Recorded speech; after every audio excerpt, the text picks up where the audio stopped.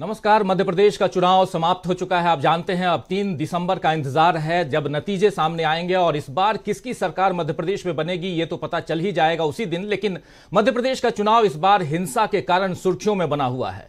मतदान वाले दिन कई क्षेत्रों से हिंसा की खबर आती रही और ऐसा शायद पहली बार है जब मध्य प्रदेश जैसे शांत राज्य में चुनावी हिंसा की घटना इस कदर बढ़ी कि एक कांग्रेसी नेता की जान तक चली गई। जी हां दोस्तों, आप सही समझ रहे हैं, सही सुन रहे हैं। छतरपुर जिले के राजनगर निर्वाचन क्षेत्र में कांग्रेस कार्यकर्ता की जान ले ली गई है। जिसकी मौत हुई है उसका नाम सलमान खान है। और इसके बाद मध्य प्रदेश के पूर्व सीएम दिग्विजय सिंह शनिवार यानी 18 नवंबर को कल खजुराहो पहुंच गए। उन्होंने मृतक के परिजन से घर पहुंचकर मुलाकात की और इसके साथ ही दिग्विजय सिंह वहीं पर धरने पर बैठ गए थाने के सामने। उन्होंने कहा कि जब तक हत्या के आरोपी अरविंद पटेरिया जो भाजपा के प्रत्याशी भी हैं उनकी गिरफ्तारी नहीं हो जाती है तब तक वो वहीं थाने के सामने धरना देते रहेंगे। ठंड की रात, मौसम आप जानते हैं ठंड का हो चुका है और वैसे में रात भर उसी थाने के सामने दिग्विजय सिंह डटे रहे और इस वक्त भी डटे हुए हैं। और इस वक्त हमारे साथ जुड़े हुए हैं दिग्विजय सिंह साहब। आइए जरा उनसे परिचय करवाता हूं। आपका बहुत बहुत स्वागत करता हूं सिंह साहब। इस एक्सक्लूसिव आपने मौका दिया कि बातचीत करें हम, और आपसे समझना चाहता हूं कि आखिर ये मामला क्या है, जरा हमारे दर्शकों के लिए भी बताइए। और इतनी हिंसा पहली बार जहां तक मुझे पता है मध्य प्रदेश में देखी गई, क्यों आखिर? बात यह है राजीव जी कि पिछले 20 सालों में भारतीय जनता पार्टी ने ऐसा एक काडर तैयार किया है जो सारे अवैधानिक धंधों में लगा हुआ है। चाहे अवैध रेत खनन हो, चाहे शराब हो, चाहे सट्टा हो, चाहे थाना और तहसील की दलाली हो या पंचायत की दलाली हो, इन लोगों ने करोड़ों रुपए कमाए हैं। और आज यही कारण है कि वो लोग जो इस काले धंधे में रहे, अनैतिक धंधों में रहे, वो कई उसमें से भाजपा के उम्मीदवार के रूप में चुनाव लड़ रहे हैं। और जो यहाँ पर समझते हैं कि यहाँ का गरीबी इलाका है, गरीब लोग हैं, कई ऐसे लोग हैं, उनको पैसा देकर, शराब पिलाकर वो ले लेंगे। ये राजनगर विधानसभा का भी यही हर्ष रहा है। यहाँ के जो भाजपा के उम्मीदवार हैं श्री अरविंद पटेरिया, ये बीडी शर्मा जी जो यहाँ के भारतीय जनता पार्टी के प्रांतीय अध्यक्ष हैं जी, उनके खास शिष्य हैं। रहने वाले यूपी के हैं, यहाँ आके छतरपुर में बस गए हैं। और ये छतरपुर में इन्हें छतरपुर का मुख्यमंत्री के रूप में कहा जाता था। कौन सा अवैधानिक धंधा है जो ये ना करते हो। और उसी तरीके से ये पूरा यहाँ पर प्रशासन को चलाते थे। कई हत्याओं में, कई ऐसे आपराधिक प्रकरणों को इन्होंने उनमें अपराधियों को बचाया। ऐसे कई प्रमाण मेरे पास अभी सामने आए हैं। दूसरा, प्रशासन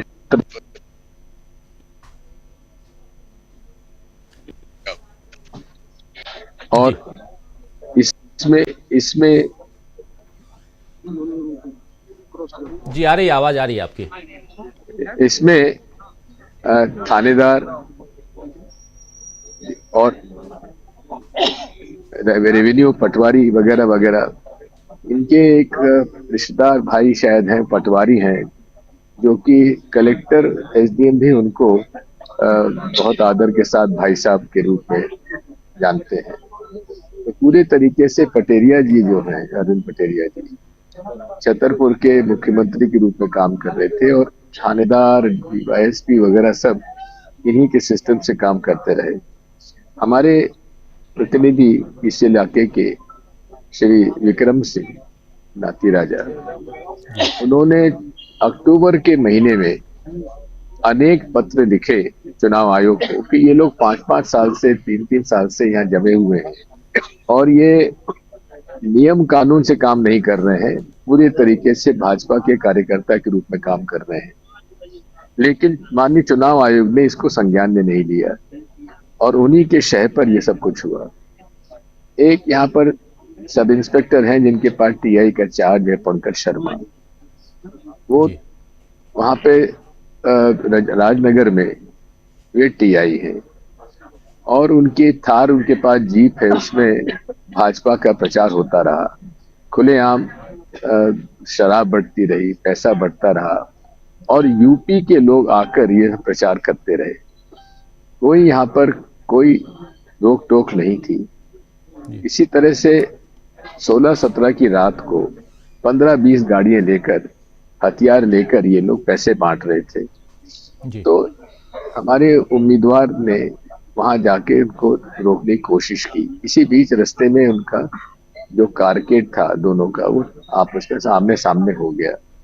कुछ जानवर बैठे हुए थे सड़क पर। तो हमारे कांग्रेस के उम्मीदवार ने कहा कि आप लोग निकल जाइए, लेकिन निकलने के बजाय उन्होंने कहा एकदम से तेजी से उनको उनके ऊपर गाड़ी चढ़ाने का ये प्रयास किया। सलमान बगल में खड़ा हुआ था, उसने नाती राजा को तो धक्का देकर गाड़ी के अंदर रख दिया और खुद जैसे ही बैठने लगा तो उसको टक्कर हुई, वो गिर पड़ा और उसको रौंदते हुए कम से कम 15-20 गाड़ियां निकल गई। तो इसको हादसा नहीं कहा जा सकता है, इसको जानबूझकर की गई हत्या को मानिए, क्योंकि उनके पास उन गाड़ियों में हथियार भी थे, शराब भी थी और पैसा भी था। अब इस मामले में हमें इस बात का संतोष है कि यहाँ पे जिला प्रशासन ने एफआईआर दर्ज की है, हत्या की धारा लगाई है और अरविंद पटेरिया जो कि वहां उसमें मौजूद थे, उनको भी आरोपी के रूप में और 19 दूसरे लोगों का नाम दर्ज किया है, जिसकी सूची हमारे कांग्रेस के उम्मीदवार ने दी है। लेकिन 48 घंटे से ज्यादा हो गए और मुझे यहाँ पर 24 घंटे से ज्यादा हो गए, लेकिन अभी तक यहाँ तक कि उन गाड़ियों तक को भी जब्त नहीं किया गया, ना ही एक भी को भी गिरफ्तारी की है, जबकि वो खुलेआम घूम रहे हैं। जिस दिन घटना हुई उसके दिन भर वो प्रचार करते रहे, वोट डालते रहे, प्रशासन ने कोई कार्रवाई नहीं की। इसलिए हमें धरने पर यहाँ बैठना पड़ा और जो पीड़ित परिवार है उसका कहना साफ है कि हम लोग हमारे पूर्व पार्षद सलमान को नहीं दफनाएंगे जब तक कि कोई ना कोई कार्रवाई ना हो। इसी बात पर मैंने ये तय किया कि जब तक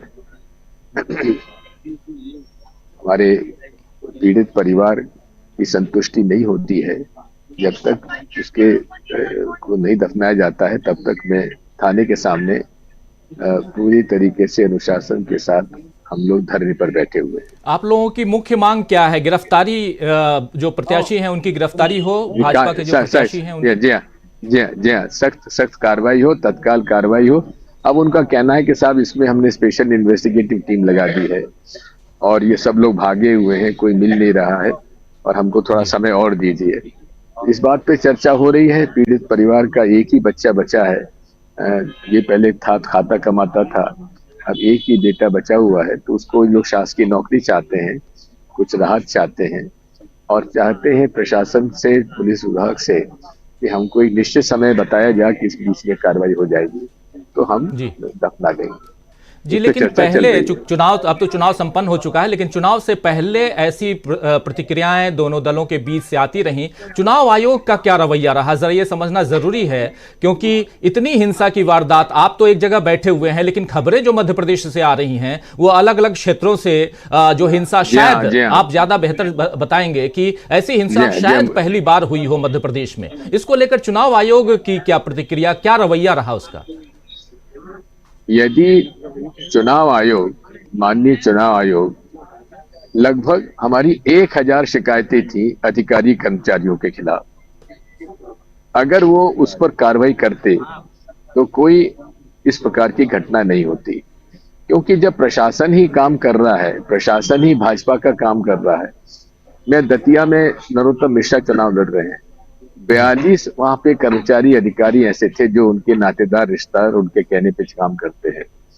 एक वहां पे रेंजर है तिवारी जी, जो कि शिवपुरी में पोस्टेड है, लेकिन वो बसई इलाके में उन्होंने अपने वीडियो पे बयान दिया कि कांग्रेस समाप्त है, भाजपा की सरकार बनने वाली है। इस प्रकार का बयान एक रेंजर सरकारी शासकीय सेवक दे रहा है, आप समझ सकते हैं क्या होगा जी। वहीं पर ही बंटी गौतम इनके रिश्तेदार, जो कि डबरा के रहने वाले हैं, जबकि चुनाव आयोग का ये निर्देश है कि वोटिंग के दिन, प्रचार समाप्त होने के 2 दिन के से वोटिंग तक कोई भी भारी व्यक्ति, भारी मतदाता वहां पर मौजूद नहीं रहेगा। लेकिन बंटी गौतम वहां पर पोलिंग एजेंट बन के बैठे हुए थे एक निर्दलीय का। अब आप समझ जाइए कि क्या हालत हो सकती है। खुलेआम उनके कुछ चुने हुए प्रतिनिधियों ने इस प्रकार के का चुनाव प्रभावित करने की कोशिश की है। इसी तरह से जन अभियान परिषद, ये एक जो कि एनजीओ को फंडिंग करती है, कोड ऑफ आचार संहिता लगने के बाद 7 करोड़ रुपए इसके रिलीज किए गए सरकार ने। हमने आपत्ति की, जिसमें कि 50-50 हजार लगभग 500 एनजीओ को देने का था, और उनको निर्देश दिए गए कि आपको भाजपा का प्रचार करना है। वहां के जो कर्मचारी अधिकारी थे, करीब 600 परिवार अधिकारी कर्मचारी हैं, जो कि इन्होंने नियुक्त किए हैं, उनको पिछले 2018 के चुनाव में शिकायत करके उन्हें भोपाल हाजिर करा दिया गया था। लेकिन इस बार उनको यहाँ न बुलाते हुए फील्ड में रखा, उन्होंने खुलकर भाजपा का प्रचार, ये हमारी शिकायत का पूरा अनदेखा इन्होंने किया। मुझे इस बात का दुख है कि हमारी 1000 से ज्यादा शिकायतों पर कोई कार्रवाई नहीं की, जिसकी वजह से ये हिंसा हुई है।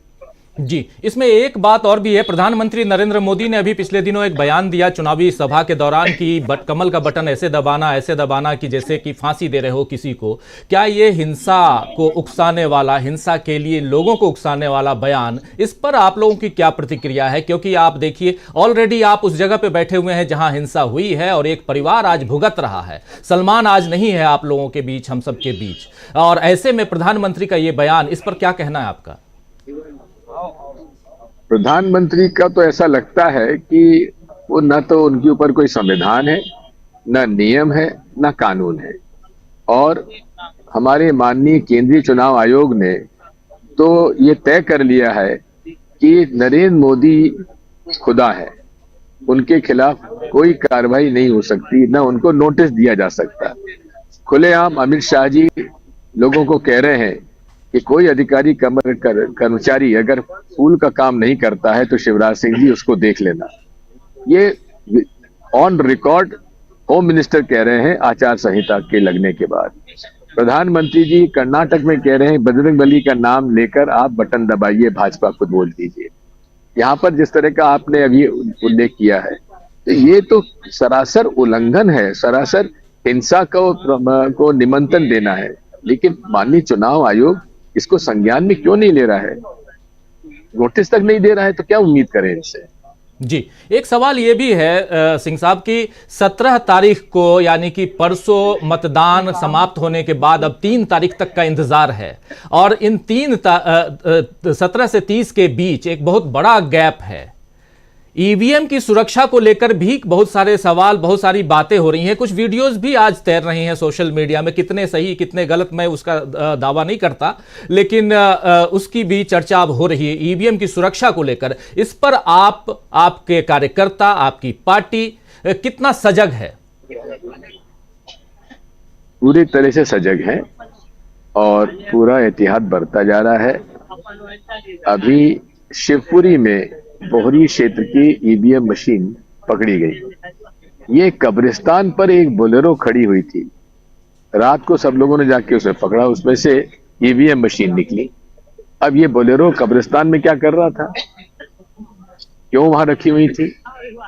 एक और वीडियो वायरल हुआ है जहां एक ऑटो रिक्शा पर कम से कम 15 से 20 ओवरलोडेड ईवीएम मशीन ले जाई जा रही है।